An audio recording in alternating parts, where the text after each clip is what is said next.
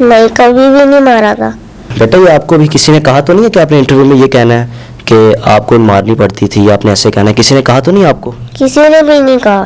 یا کہ ہمارے آنے سے پہلے کسی نے آپ کو سمجھایا ہو کہ آپ نے یہ باتیں کرنی ہیں؟ نہیں. آپ ہی کی یاد آتی ہے؟ بہت زیادہ آتی ہے. جو اللہ کی ہاں اس نے جو پیش ہونا ہے قیامت والے دن، میں اس کو یہاں سے پکڑوں گا، اور اس دن میں اسے جو میں اپنی بچی کا انتقام لوں گا وہ پھر اس کو دینا پڑے گا اللہ کے ہاں اس دن. بسم اللہ الرحمن الرحیم. السلام علیکم ناظرین، آپ دیکھ رہے ہیں میرا پاکستان اور میں ہوں آپ کا ہوسٹ حارث بھٹی. آپ نے پہلی ویڈیو میں دیکھا دعا زہرا کا گھر، جس گھر میں وہ رہتی ہیں اور جہاں پہ ان کی فیملی رہتی ہے. اس سے پہلے دعا زہرا کے والد صاحب کے جو آپ نے جتنے بھی انٹرویوز دیکھے وہ ان کے ان لاز کے گھر میں ہیں. اور میں سمجھتا ہوں کہ جتنی بھی انویسٹیگیشن ہوئی اس گھر میں ہوئی ہے، اور جتنے بھی انویسٹیگیٹو ادارے تھے انہوں نے یہاں پر انویسٹیگیشن کی، کوئی میڈیا کا ادارہ اس گھر میں نہیں آیا تھا. میں اور نیشنل پوائنٹ سے فرحان بھائی، ہم واحد جو لاہور سے کراچی آئے ہیں اور اس گھر کو کور کرنے کے لیے، دکھانے کے لیے کہ جو مختلف سوالات ہیں لوگ سوشل میڈیا پر اٹھا رہے ہیں. میرے ساتھ دعا زہرا کی چھوٹی بہن سکینہ موجود ہے. ان سے جانیں گے کہ وکلا کی جانب سے، خاص طور پر وہ وکیل جنہوں نے نکاح کروایا، ان کی جانب سے الزام لگایا گیا کہ دعا زہرا پر تشدد کرایا جاتا تھا. السلام علیکم. السلام علیکم. سکینہ بچے کیسی ہو آپ؟ میں ٹھیک ہوں.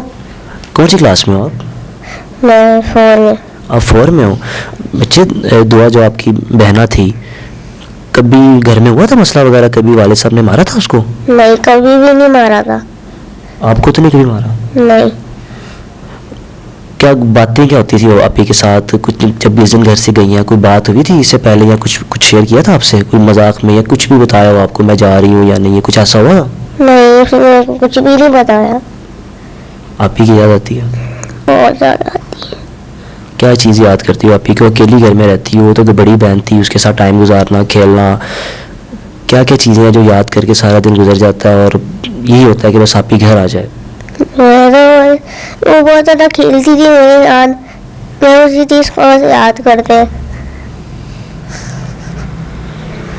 سر آپ بتائیں، بچی جس طرح آپ کی بتا رہی ہے اور اس وکیل کی جانب سے یا ویڈیو میں بچی سے کہلوایا گیا کہ آپ تو تشدد کرتے ہیں، ہم اس گھر میں آئے سر، ایک چیز بھی ثابت نہیں ہو سکتی اس چیز سے کہ بچی پر آپ تشدد کرتے ہیں. جتنے آپ عاجز ہیں، محلے دار گواہی دینے کے لیے تیار ہیں آپ کے. سر کیا کہنا چاہیں گے اس وکیل کو، عوام کو اور فیصلہ کرنے والے لوگوں کو؟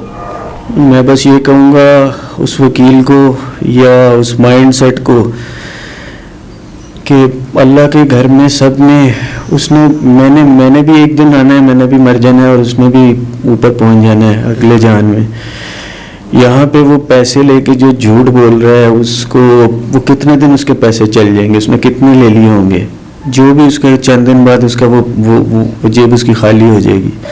لیکن وہ جو اللہ کا نظام ہے، جو اللہ کا گھر ہے، جو اللہ کی ہاں اس نے جو پیش ہونا ہے قیامت والے دن، میں اس کو یہاں سے پکڑوں گا، اور اس دن میں اسے جو میں اپنی بچی کا انتقام لوں گا وہ پھر اس کو دینا پڑے گا اللہ کے ہاں اس دن. سر آپ بچیوں سے اتنا پیار کرتے ہیں اور یقین جانیے کہ ان کی خواہش تھی کہ اللہ مجھے جب بھی اولاد ہو تو میری بیٹی ہو. سر تینوں بیٹیاں آپ نے اللہ سے دعائیں مانگ کر لی، حالانکہ جس طرح بتا رہے تھے کہ آپ کی جو بیوی کی خواہش تھی پہلا بیٹا ہو. بیٹیوں سے اتنی محبت، اور جب لوگ یہ الزام لگائیں کہ آپ تو بیٹیوں پر تشدد کرتے ہیں تو سر ایک باپ پر کیا گزرتی ہے؟ میں نے بخدا میں نے اپنی 3 بیٹیاں میں نے تینوں منتوں سے لی. اس کا نام میں نے اس کی چھوٹی اور جو پہلا ہوا وہ ہم نے پہلے ہی ڈیسائیڈ کر لیے تھے کہ میں نے بیٹی ہوگی تو میں نے یہ نام رکھا ہے. باخدا میں نے بیٹے کا تو نام سوچا بھی نہیں تھا. یعنی میری اللہ سے دعا ہی یہ تھی کہ میری بچیاں ہوں. ابھی بھی مجھے یہ کہتی، میں کہتا ہوں یار میری چوتھی بھی بچی ہو جائے تو میں اللہ کا شکر ادا کروں گا.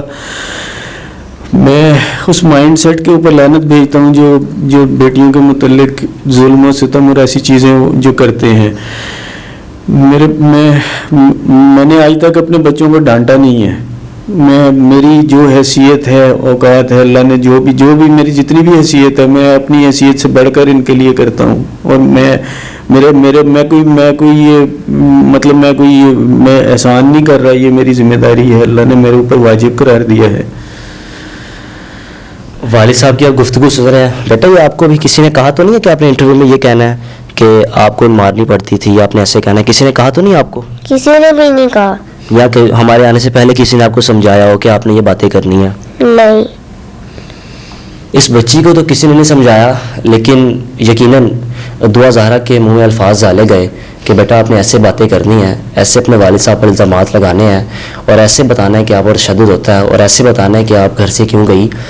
خدا را چیف جسٹس آف پاکستان سے گزارش ہے کہ بقول آپ کے کہ ہم 24 گھنٹے کام کرنے والے ڈالتے ہیں، تو خدا کے لیے ان 24 گھنٹوں میں سے 1 گھنٹہ اگر آپ اس کیس کے لیے نکال لیں تو یقین جانیے کہ اس گھر میں جو ایک کرب کا عالم ہے، اس گھر میں ایک سوگ کا عالم ہے کہ گھر میں سکون نہیں ہے، کوئی سکون سے نیند نہیں پوری کر پا رہا. عید گزر گئی، تہوار، خوشیوں کا تہوار گزر گیا، لیکن اس گھر میں ابھی بھی غمگین ہے سب.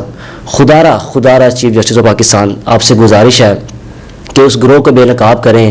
اور جی لاہور ہائی کورٹ کے جو جسٹس ہیں، جو جج صاحب ہیں، انہوں نے کس طرح بچی کو اس لڑکے کے ساتھ جانے دیا، بہت بڑا سوالیہ نشان ہے ہماری عدلیہ کے نظام پر بھی. اور کائنڈلی ان وکلا کو بھی جو وکیل ان پر الزامات لگا رہے ہیں، ہم ان کے گھر آئے ہیں اور جتنے بھی الزامات لگائے میں سمجھتا ہوں کہ ان الزامات میں کچھ بھی حقیقت نہیں ہے.